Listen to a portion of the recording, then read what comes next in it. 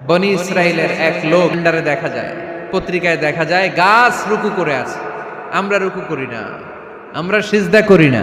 কিয়ামতের দিন আল্লাহ বলবে আমার সিজদা দিয়ে দেখা। আপনারা যারা নামাজ পড়েছেন, সিজদা দিয়েছেন, তারা আল্লাহু আকবার বলে সিজদায় লুটিয়ে পড়বেন। আর যারা নামাজ পড়ে নাই, তারা শত চেষ্টা করেও তাদের পিঠকে বাঁকা করতে পারবে না। এজন্য 5 ওয়াক্ত সালাত জামাতের সাথে পড়ার দরকার আছে না নাই? আজকের এই মাহফিলটা তখনই সফল হবে যখন আমরা এই ওয়াদা করতে পারবো যে জীবনে কোনোদিন নামাজ ছাড়বো। এই ওয়াদা করা যাবে? সবাই করতে পারবেন? কার সাথে? আমার সাথে ওয়াদা করবেন। কার সাথে? হাত তুলে আল্লাহরে দেখান, আওয়াজ করে আল্লাহরে ডাকেন, বলেন হে আল্লাহ।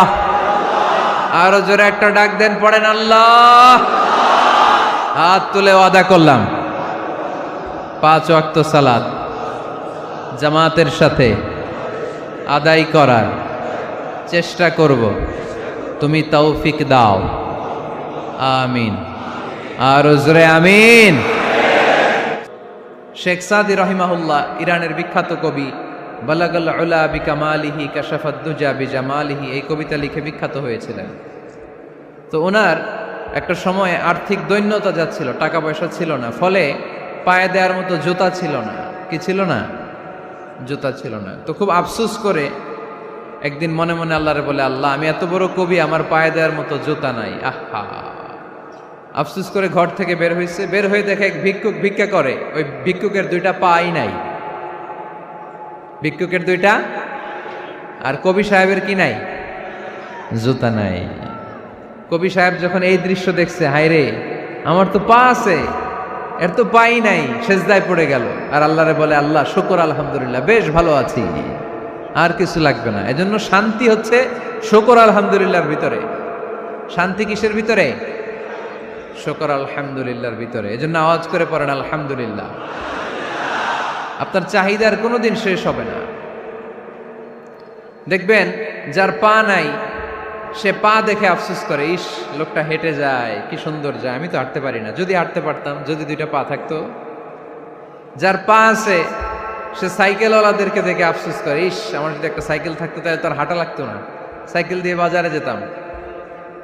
যার সাইকেল আছে, সে আবার হুন্ডাওয়ালাদেরকে দেখে আফসোস করে, ইস একটা হুন্ডা যদি থাকতো তাহলে তো ভোঁ ভোঁ করা যাইতো না। হুন্ডাওয়ালারও আফসোস আছে প্রাইভেট কারওয়ালাদের দেখে। তারা আফসোস করে, ইস আমার যদি একটা কার থাকতো তাহলে তো কার চালাইতে পারতাম।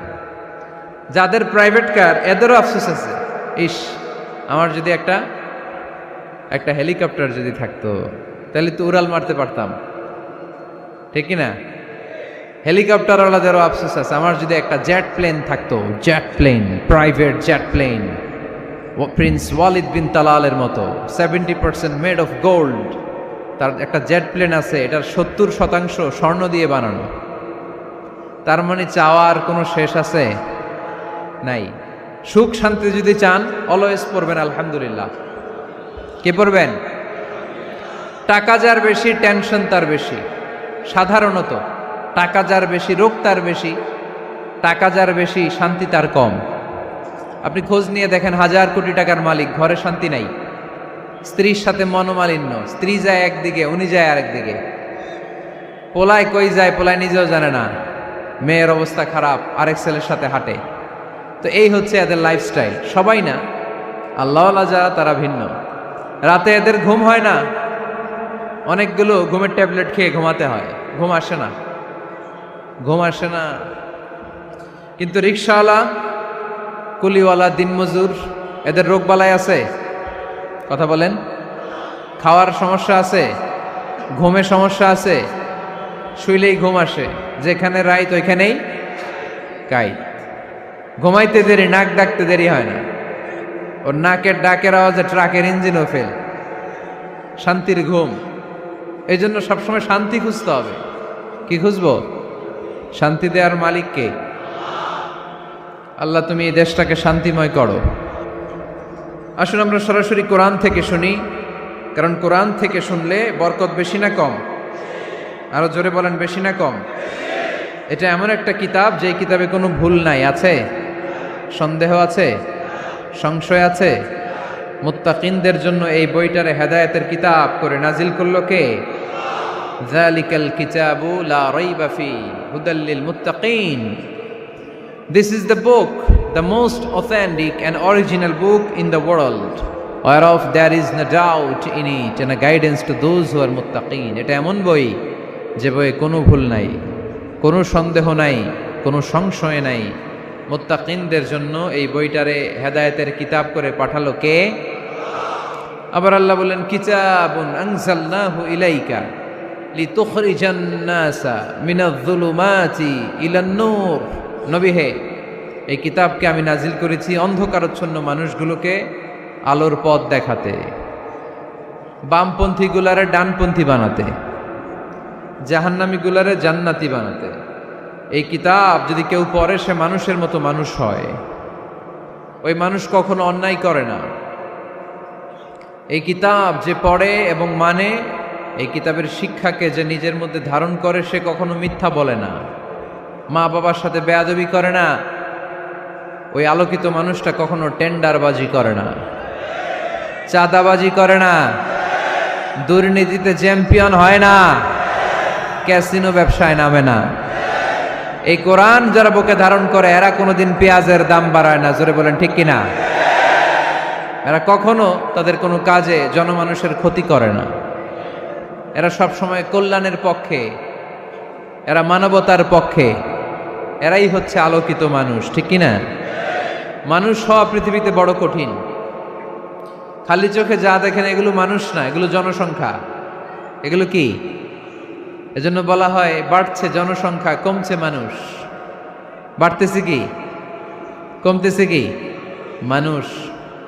গরুর পেট থেকে বেরোলেই ওটা গরু হয়ে যায়, ছাগলের পেট থেকে বেরোলেই ওইটা ছাগল হয়ে যায়, মুরগির পেট থেকে বেরোলেই ওটা মুরগি। কিন্তু মানুষের পেট থেকে বেরোলেই ওটা মানুষ হয় না, ওটার মানুষ বানাইতে হয়, তাই না? আবার গরুকে কেউ কোনোদিন বলে না এই তুই গরুর মতো গরু হ, বলে? শরীয়তপুরে আপনারাও বলেন না? ছাগলরে কেউ কোনোদিন বলছে এই তুই ছাগলের মতো ছাগল হ, কিন্তু মানুষকে বলা হয় তুমি মানুষের মতো মানুষ হও। কোরআন পড়লে মানুষের মতো মানুষ হওয়া যায়, ঠিক কিনা? এই দুনিয়া এখন তো আর সেই দুনিয়া নাই, মানুষ নামের মানুষ আছে দুনিয়া বোঝাই, সেই মানুষের ভিড়ে আমার আসল মানুষ নাই, ঠিক কিনা? আসল মানুষের বড় অভাব, মানুষের মতো মানুষ খুঁজে পাওয়া দুষ্কর। এই কোরআন এসেছে আমাদেরকে মানুষের মতো মানুষ বানাতে। এজন্য এই কোরআন থেকে শুনলে লাভ না লস? কোরআনের সাথে আমাদের সম্পর্ক বাড়াতে হবে। প্রতিদিন কোরআন তেলাওয়াত করতে হবে। আপনারা করেন? হ্যাঁ, আজকে করছেন কারা কারা দেখি? মাশাআল্লাহ, মাশাআল্লাহ, হাত নামান। প্রতিদিন যেন আমরা পড়ি, আর যারা এখনো শিখতে পারি নাই তারা যেন শিখে নেই। কোরআন পড়া যেমনি সওয়াবের, কোরআন শোনাও তেমনি সওয়াবের, ঠিক কিনা? কোরআন শুনলে রহমত নাজিল করে কে? وَإِذَا قُرِئَ الْقُرْآنُ فَاسْتَمِعُوا لَهُ وَأَنصِتُوا لَعَلَّكُمْ تُرْحَمُونَ। যখন কোরআনের তেলাওয়াত করা হয় মনোযোগ দিয়ে শোনো, তোমাদের উপর রহমত নাজিল করবে কে? এজন্য কোরআন পড়া, কোরআন শোনা সবটাই জরুরি। আমরা যেন কোরআনের সাথে আরো বেশি সম্পর্ক গাঢ় করতে পারি, কোরআনকে যেন আমরা আমাদের বন্ধু বানাতে পারি। আল্লাহ তুমি তৌফিক দাও। আর জোরে পড়েন আমিন। আজকে আমরা সূরাতু আর রহমান থেকে কথা শুনবো ইনশাআল্লাহ। পড়েন। এই সূরাটা মুখস্থ আছে কার কার? ও, অনেকেরই তো মুখস্থ, হাত নামান। এই সূরাটা যদি মুখস্থ নাও থাকে, এই সূরার মধ্যে এমন একটা আয়াত আছে এইটা সবার মুখস্থ, ঠিক কিনা?